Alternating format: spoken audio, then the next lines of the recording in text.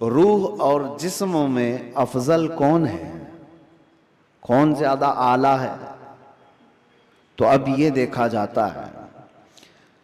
क्या आप ये समझते होंगे कि सिर्फ रूह है और जिस्म नहीं है, तो क्या मतलब है रूह का? लेकिन रूह और जिस्म का जब कंपैरिजन होगा तो रूह उसमें बहुत बुलंदो बाला है। उसकी वजह यह है कि रूह के निकल जाने के बाद जिस्म ज्यादा देर तक नहीं सलामत रह सकता। चंद घंटे, चंद दिनों के बाद इसके अंदर सड़न पैदा होगी और ये सड़ गल जाएगा। रूह के निकलने के बाद जिस्मों की कोई औकात नहीं रह जाती। जिस्म सब मट्टी में मिल जाते हैं, गल जाते हैं। नबियों के और शहीदों के जिस्मों को छोड़कर बात कर रहा हूं आमतौर पर। लेकिन रूह क्या चीज है? अल्लाह तबारक व तआला फरमाता है कुरान पाक में, महबूब आपसे ये रूह के बारे में पूछते हैं, ये क्या है? आप फरमा दें, रूह अल्लाह के हुक्म का नाम है। रूह अल्लाह का हुक्म है। तो रूह जिसके अंदर मौजूद है उसके सारी चीजें एक्टिव हैं, सब चीजें हरकत कर रही हैं। हत्ता कि आप सुनने की जो ताकत रखते हैं इसलिए कि रूह आपके जिस्म के अंदर है, और मैं बोल रहा हूं ये ताकत है इसलिए कि रूह अभी मौजूद है। हाथ उठ रहा है, पैर चल रहे हैं, जुबान मजा चख रही है, आंखें झपक रही हैं, ये सारी हरकतें रूह के होने की वजह से हैं।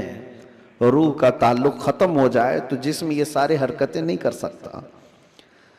अब मैं आपको बता रहा हूं, थोड़ी सी चीजें आप तवज्जो ले लो। रूह जब हमारे जिस्म के अंदर है तो हम क्या क्या कर सकते हैं, और रूह निकल जाने के बाद क्या नहीं कर सकते, ये दिमाग में रखिए आप। एक मुर्दा ना हाथ उठा सकता है, ना पैर उठा सकता है, ना आंख खोल सकता है, ना जुबान से चख सकता है, कुछ नहीं कर सकता। लेकिन रूह होने के वक्त आप भी और हम भी क्या क्या कर सकते हैं? हम अपना हाथ भी उठा सकते हैं, पैर से जहां तक चाहे चल सकते हैं, बोल सकते हैं, सुन सकते हैं, देख सकते हैं, सब है। रूह होने के वक्त इतना सब जो कर सकते हैं, ये इतना ही नहीं बल्कि मैं आपको बता देता हूं, उस रूह की अगर कोई तरबियत करता है तो ये रूह उसको इतनी ताकत अता करती, इतनी कि वो जो सामने हरकतें हो रही हैं हाथ पैर हिलाने की, ये बढ़ते बढ़ते बढ़ते इतनी हो जाती है कि इसके लिमिटेशन ही नहीं है। रूह उसको इतनी ताकत पहुंचाती है कि आज रूह मेरे अंदर है, मैं सामने की दीवार तक देख रहा हूं, और रूह ताकतवर हो जाए तो हो सकता है वो मशरिक में बैठकर मगरिब के हालात को देख रहा हो, वो शुमाल में बैठ करके जुनूब के हालात देख सकता है। रूह की ताकत जब बढ़ जाती है तो हो सकता है आज मेरा हाथ जितना लंबा है वहां तक की चीज छू सकता हूं, पकड़ सकता हूं। लेकिन रूह की ताकत जब बढ़ जाती है तो बैठे बैठे मदीने तैयबा से मुल्के शाम में भी किसी की मदद कर सकता है। अब मैं आता हूं उसी गुफ्तगू पर। तो फिर मेरे अजीजों, रूह की तरबियत के लिए क्या करना चाहिए? पूरे दुनिया भर के आप दूसरे मज़ाहिब में भी देखेंगे, रिलीजियंस, वो लोग भी तपस्या कर रहे हैं, आत्मा की शक्ति हासिल कर रहे हैं।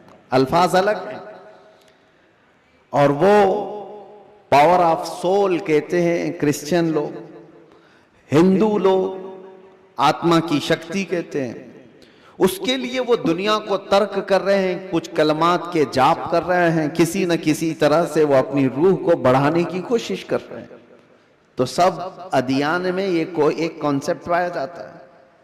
मैं आपको बताता हूं, असली रूह की ताकत वो है, रूह ने अगर अपने रब को पहचान लिया तो ये सबसे बड़ी ताकतवर है। और रूह जिस वक्त अल्लाह रब्बुल इज्जत को, अपने खालिक को पहचान लेती है तो वो रब तबारक व ताला की कुर्ब पाने का जो उसका मकाम है वो विलायत का मकाम है, और वहीं से उसकी ताकत का इजाफा हो जाता है। हमें इस रूह की तरबियत कैसी करनी है? रूह की तरबियत कैसी हो? देखें, आपको एक सिंपल सी बात बता रहा हूं, जिस्म को सुबह नाश्ता ना करो, दोपहर का खाना ना खाओ, तो शाम तक आप हिलने लग जाएंगे। और अगर 3 वक्त का खाना छोड़ो तो कमजोरी जिस्म पर और चेहरे पर जाहिर होने लग जाएगी। क्यों? इसलिए कि जिस्म को भूख लगती है और हम खाना खाते हैं। इसी तरह रूह को भी भूख लगती है। रूह की ग़िज़ा अल्लाह का जिक्र है, जिक्रुल्लाह है। और जब बंदा अल्लाह का जिक्र करता है तो उसकी रूह तरोताजा होती है। और यहां तो बरसों से अल्लाह का जिक्र ही नहीं किया तो किसी की रूह बीमार इतनी हो चुकी है कि उसे कुछ नहीं पता, सिर्फ चलता फिरता एक लाशा है, चलता फिरता एक जिस्म है, रूह तो है मौजूद लेकिन बड़ी कमजोर और बड़ी गरीब। इस रूह को ताकतवर बनाओ अल्लाह के जिक्र से, जिक्रुल्लाह से। अब आपको मैं बताता हूं, जहां ये रूह सलामत होती है, इंसान का जिस्म मर भी जाए तो अल्लाह तबारक व तआला उसकी रूह को इसी तरह बाकी रखता है। रूह बाकी है, मरने के बाद भी इंसान के जिस्म को कब्र में रख दिए जाने के बाद भी रूह बाकी है, रूह बाकी है। और रूह जब तक ताकतवर है वो क्या से क्या कर सकती है। तसर्रुफ अल्लाह तबारक व तआला उसको अता किया है। मौत के बाद भी औलिया कामिलीन की जिंदगियां हम जो देखते हैं वो इसी बुनियाद पर है कि उन्होंने अपनी जिंदगियों में जिस्म से ज्यादा अपनी रूह का ख्याल किया। लोग अपनी बॉडी बनाने के लिए जो मेहनत करते हैं, कोई बात नहीं, कितने कितने घंटों लोग जिम करके अपनी जिस्म को मजबूत बनाना चाहते हैं।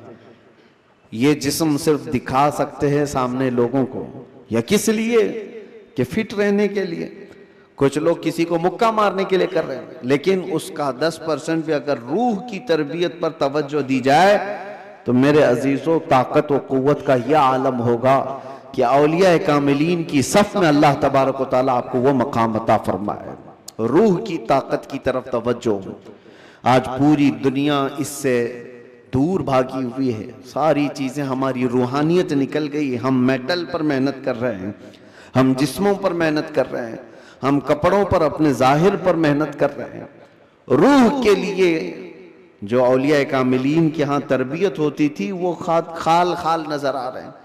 पहले खानकाहों में, जानते हैं आप, माररा मुतहरा हिंदुस्तान की बहुत बड़ी खानकाह है जहां से आला हजरत भी बैत हुए थे। इमाम अहले सुन्नत मुजद्दिद दीन व मिल्लत जहां से बैत हुए, वो खानकाह सादात की, आले रसूल वहां पर हैं। हजरत शाह हमजा आइनी रदी अल्लाह तआला ने बड़े पाए के बुजुर्ग हैं, उनके पास लोग आते थे तरबियत हासिल करने के लिए, अपने जिंदगियों को संवारने के लिए, यही रूह की तरबियत के लिए। तो उनको क्या क्या कराया जाता था पता है? सबसे पहली चीज उनकी तरबियत ये होती थी कि जो चीज तुम्हारी जिंदगी में हावी होने की कोशिश कर रही है उससे अपने आप को छुटकारा दिलाना। जो तुम्हारे ऊपर हावी हो रही है, चाहे वो नींद हो या भूख हो या किसी चीज की चाहत हो, अगर हावी हो रही है, गालिब हो रही है, तो उससे नजात हासिल कर लो, तब तुम्हारी रूह पावरफुल होगी। वरना तुम गुलाम बन करके रहोगे, अपनी ख्वाहिशों के गुलाम बन करके रहोगे। अभी मन किया बिरयानी खाने का, भाग कर चले गए, तुम ख्वाहिश के गुलाम हो, तुम जाहिरी चीजों के गुलाम हो। नींद तुम्हें गुलाम बना कर रखी है, जब वो आई तो तुम तो लंबे हो गए। तुम्हारा कंट्रोल नींद पर नहीं, तुम्हारा कंट्रोल भूख पर नहीं, बल्कि वो चीजें तुम पर कंट्रोल रखी हुई हैं। तो समझ लो कि तुम कमजोर आदमी हो, तुम कमजोर हो, तुम्हारी रूह वो ताकत नहीं रखती, तुम मजबूर हो। औलिया कामिलीन को इसके बरअक्स तरबियत दी जाती थी। भूख पर कंट्रोल, ख्वाहिशात नफसानिया पर कंट्रोल और नींद पर कंट्रोल। हत्ता कि मैं आपको बताऊं, हजरत शाह मीना रहमतुल्लाह ताला अलैह लखनऊ के बहुत बड़े बुजुर्ग हैं, वो जब रात को इबादत के लिए खड़े होते, इंसानी फितरत का तकाजा है कि नींद तो आती है, लेकिन वो ये चाहते थे कि नींद इंसान की जरूरत है, उसको भी मैं अपने ऊपर गालिब होने नहीं दूंगा। मैं जब चाहूं सो जाऊं, लेकिन नींद जब चाहे तब मुझे ना सुलाए। नींद मेरी हाकिम नहीं, मैं उस पर हाकिम हूं। आपने क्या किया जानते हैं? रात को इबादत के लिए रोजाना खड़े हो जाते थे। एक दिन ऐसा हुआ कि झपकी आ गई और गिर गए। इसका इनको इतना अफसोस हुआ कि इबादत में नींद ने मुझे अपना गुलाम बना दिया। अल्लाह रब्बुल इज्जत की इबादत से मुझे नींद ने धोखा ऐसा दे दिया कि मैं गिर गया, उसका गुलाम हो गया।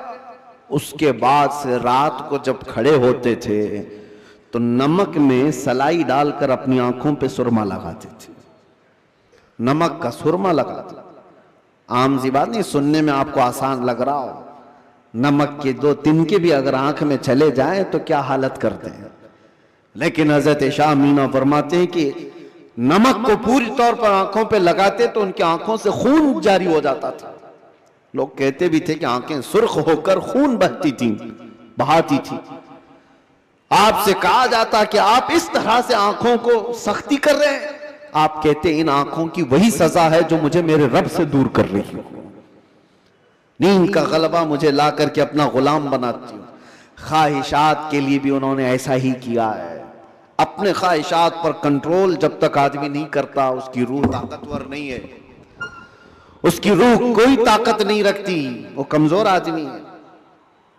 इसीलिए मेरे अजीजों, मैं जो बात कर रहा था, हजरत शाह हमजा आईनी, इनके यहां जो लोग आते थे, कुछ तो पंडित भी आते थे, जोगी भी आते थे तपस्या करने के लिए कि सूफी संत हैं।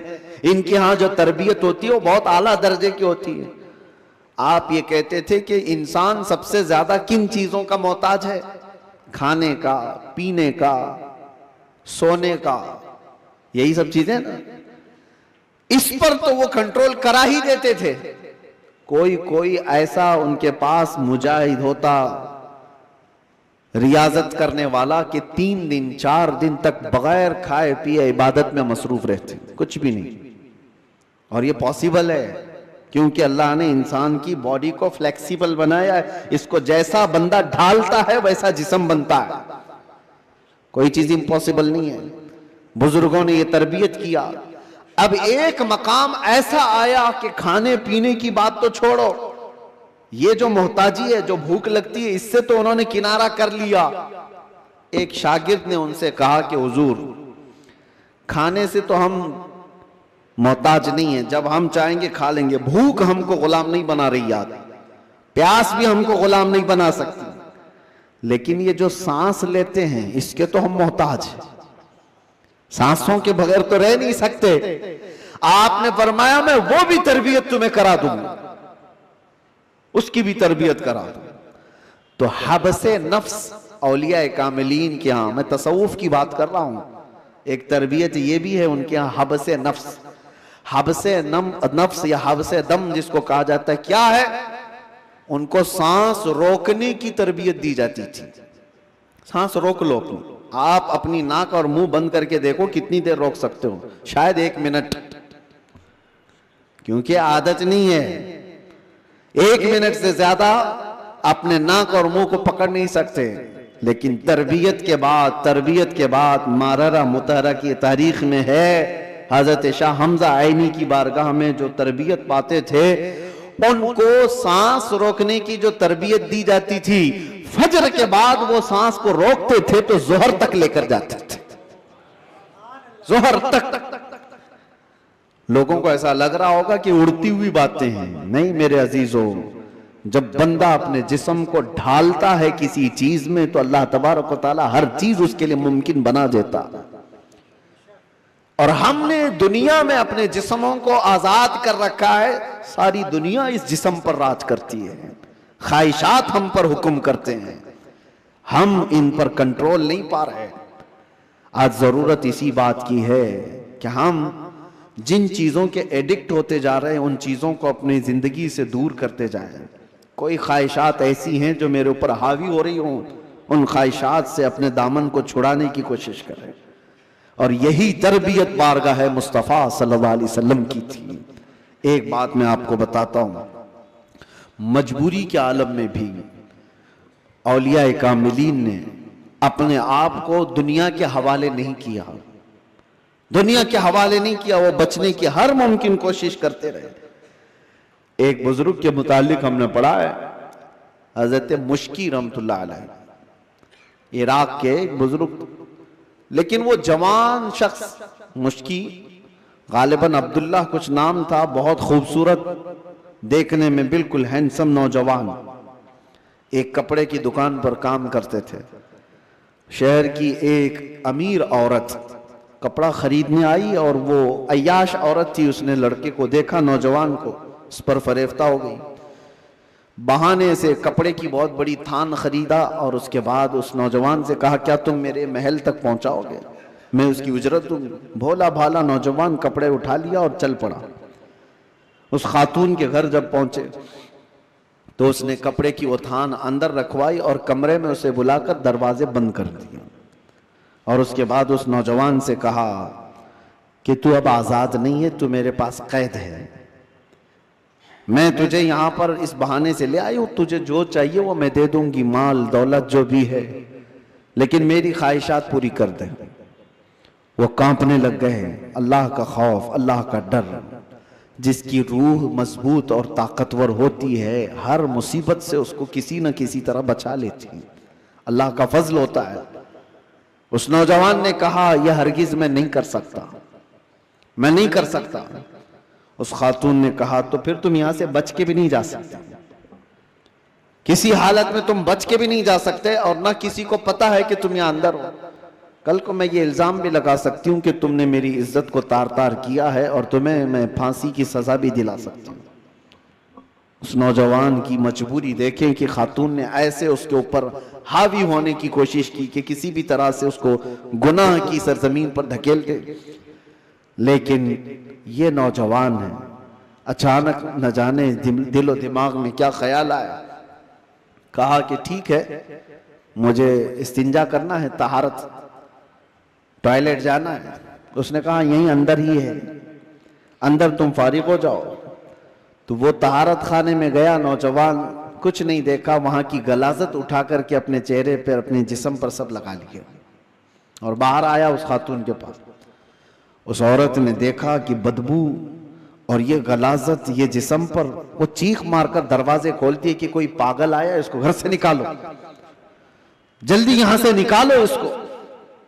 तो सारे लोगों ने पकड़ करके इनको निकाल दिया। एक पागल नौजवान घर के अंदर कैसे घुस आया। इनको इसकी नहीं पड़ी थी कि मुझे लोग पागल कहें, लोग मेरी बदबू को देखें, लोग मुझे गलाजत मला हुआ शख्स कहें, कुछ फिक्र नहीं थी। और नौजवान वहां से निकला और रास्ते में एक कुएं में जाकर उसने गुस्ल किया। रिवायत में मौजूद है, उसके बाद से हर दिन उनके जिस्म से मुश्क की खुशबू आती थी। अल्लाह तबारक व तआला के लिए जब बंदा अपने जिस्म को बचा लेता है तो रब तबारक व तआला उसको हमेशा के लिए महफूज कर देता है या खुशबूदार कर देता है। यह बात मैं इसलिए अर्ज कर रहा हूं कि जिन लोगों ने ख्वाहिशात पर कंट्रोल पा लिया, वो थोड़ी देर की तकलीफ तो हो सकती है, लेकिन हमेशा के लिए अल्लाह अज़्ज़ा व जल ऐसी इज्जत बख्शता है कि आप उसको गुमान भी नहीं कर सकते, गुमान भी नहीं कर सकते। आज हमारे रूहों की तरबियत की जरूरत है, जिस्म से ज्यादा रूह की तरबियत करो। और जिसकी रूह गलीज हो गई है, उस रूह का लोगों के दरमियान रहना एक मुर्दे की तरह है, मुर्दे की तरह है। इसीलिए मैंने देखा है, तारीख में आपको पता है, हजरत साबिर कलियरी रहमतुल्लाह तआला अलैह के मुतालिक आपने सुना होगा क्या आपसे आपके मुरीद ने पूछा था कि फना और बका क्या चीज है, तो आपने फरमाया था कि मैं तुमको बाद में बताऊंगा। फना और बका, फना का मतलब खत्म हो गया, बका का मतलब बाकी रहने वाला। तो आपका इंतकाल हुआ, आपका गुस्ल कफन सब करके जनाजे के लिए रखा गया, तो कौन आगे बढ़े नमाज पढ़ाने के लिए। सफ़ें लगी हुई थी, हजारों की तादाद में लोग मौजूद थे। एक घोड़सवार आए, चेहरे पर कपड़ा पड़ा था, सीधे वो इमामत के आगे बढ़ गए, नमाज पढ़ा लिया। सारे लोग उनके पीछे नमाज भी पढ़ ली, किसी ने पूछा नहीं। और वो आए हुए बुजुर्ग नमाज जनाजा पढ़ाकर निकल रहे थे। तो उनके वो मुरीद खास जो साबिर कलेरी के थे, उन्होंने उनको पकड़ा और पूछा आप कौन है? हमारे पीरो मुर्शिद की नमाज जनाजा पढ़ाने वाले आप कौन है? अचानक आए और पढ़ा कर जा रहे हैं। कपड़ा उन्होंने चेहरे से हटाया तो वो साबिर कलेरी ही थे, साबिर अलाउद्दीन कलेरी। हो सकता है आज के मॉडर्न जमाने में लोग इसको कहानी से ताबीर दें। आपने फरमाया तुमने मुझसे सवाल किया था ना फना और बका क्या चीज है, वो जनाजे में जो है वो फना है और ये तेरे सामने है ये बका। जिसने रूह की तरबियत की अपनी जिंदगी में, अल्लाह ताला मौत के बाद भी उसे तसर्रुफ अता करता है, उसे तसर्रुफ अता करता है। सही रिवायात में मौजूद है कि जिसने अपनी रूह को अल्लाह और उसके रसूल के हवाले किया, अल्लाह उसकी जिस्म की भी हिफाजत करता है, सिर्फ रूह की नहीं जिस्म की भी।